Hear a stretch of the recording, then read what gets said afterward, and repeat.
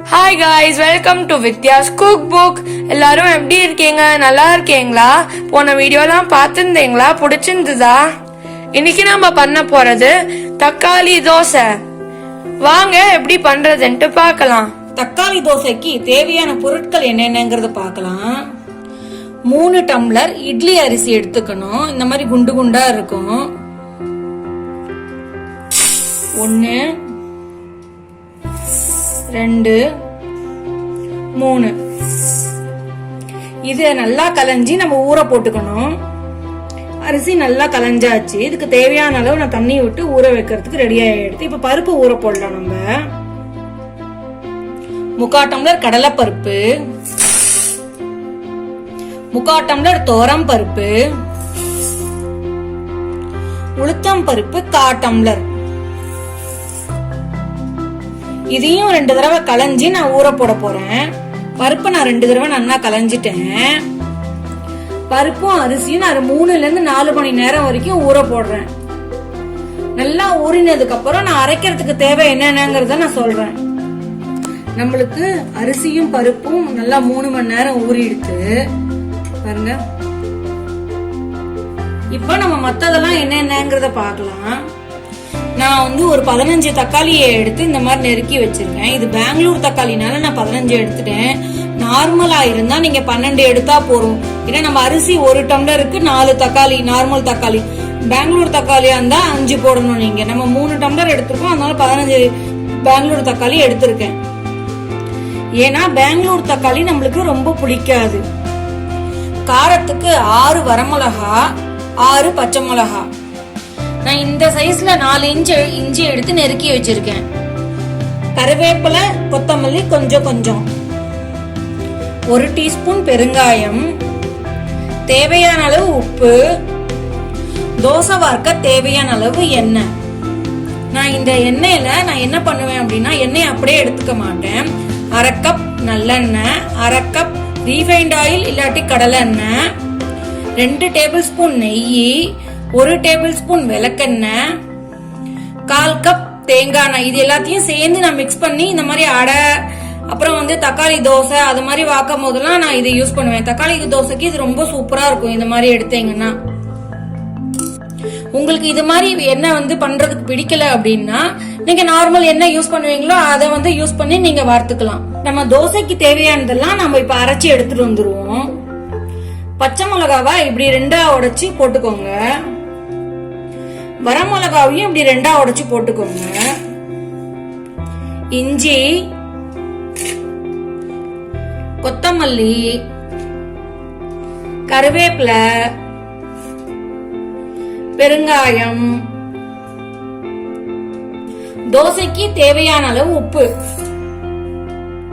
இத நான் கொஞ்சம் போய் அரைச்சி எடுத்துட்டு வரேன். முதல்ல நம்ம மிளகா எல்லாம் அரைச்ச உடனே 2 கைப்பிடி தக்காளிய போட்டுப்போம்.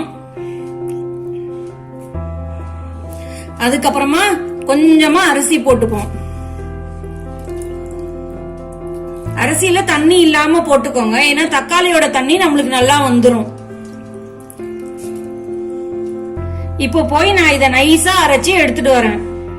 இங்க பாருங்க, நம்மளுக்கு அரைச்சது ரெடி ஆயிடுச்சு. நான் தண்ணியே விடாம அரைச்சிருக்கேன். தக்காளியோட தண்ணியே வந்துருச்சு எனக்கு. இது ஒரு பாத்திரத்துல நம்ம மாத்தி வச்சுப்போம். மத்தத அரைப்போம்.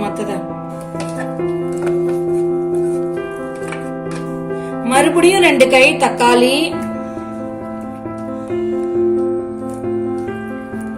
அதுக்கப்புறம் அரிசி.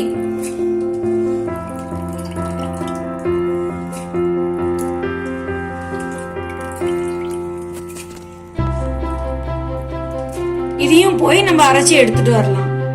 இங்க பாருங்க, நம்ம இதுவும் அரைச்சாச்சு. இதுக்கும் நான் தண்ணியே விடல. இதையும் நானு இதோட மிக்ஸ் பண்ணிக்கிறேன்.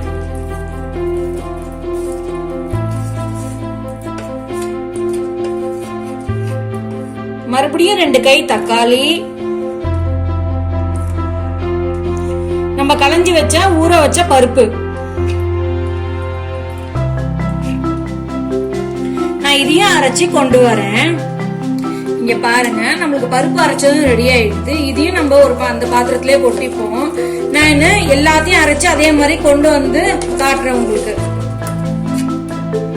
என்கிட்ட இருக்கிற மித்ததெல்லாம் கூட இதே மாதிரி அரைச்சி கொண்டு வந்துடுறேன். அரைச்ச மாவெல்லாம் ரெடி ஆயிடுத்து. இதுக்கு நான் வந்து தண்ணி விடாம தான் அரைச்சிருக்கேன். வெறும் தக்காளி பழத்தை போட்டு மட்டும் தான் அரைச்சிருக்கேன். இப்பதான் கொஞ்சோண்டு மிக்ஸி அலமின வாட்டரை மட்டும் இதுல விடுறேன்.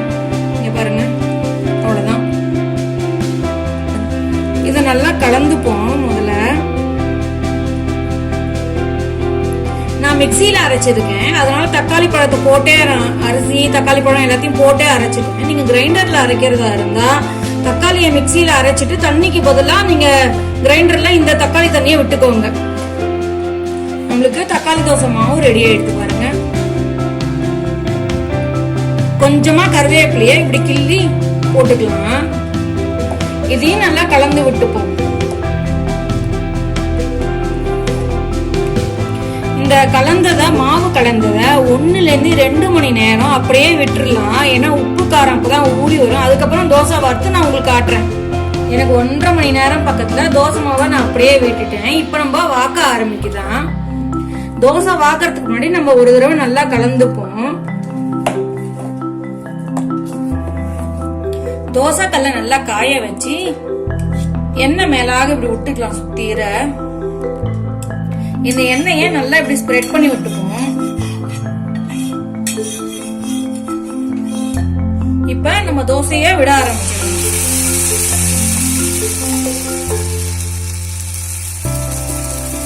லேசா இப்படி தேய்ச்சி விடுவோம்.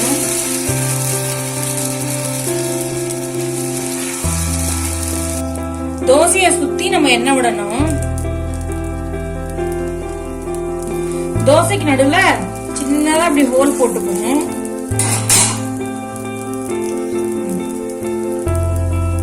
அதுலயும் கொஞ்சம் எண்ணெய் விட்டுப்போம். இது நல்லா வேகட்டும். நம்மளுக்கு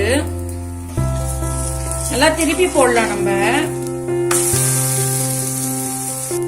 நல்லா இப்படி அமுத்தி விட்டுப்போம். நம்ம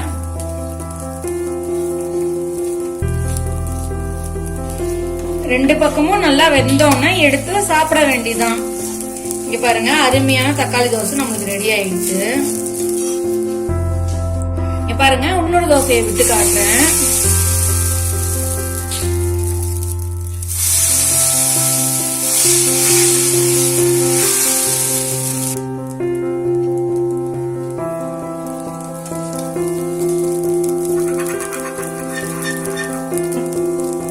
அதே மாதிரி நம்ம இருக்கிறதையும் எல்லாத்தையும் வாத்து எடுத்துக்கலாம்.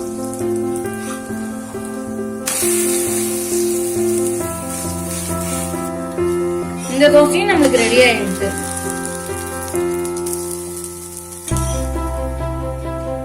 இங்க பாருங்க, எல்லா தோசையும் நம்மளுக்கு ரெடி ஆயிடுச்சு.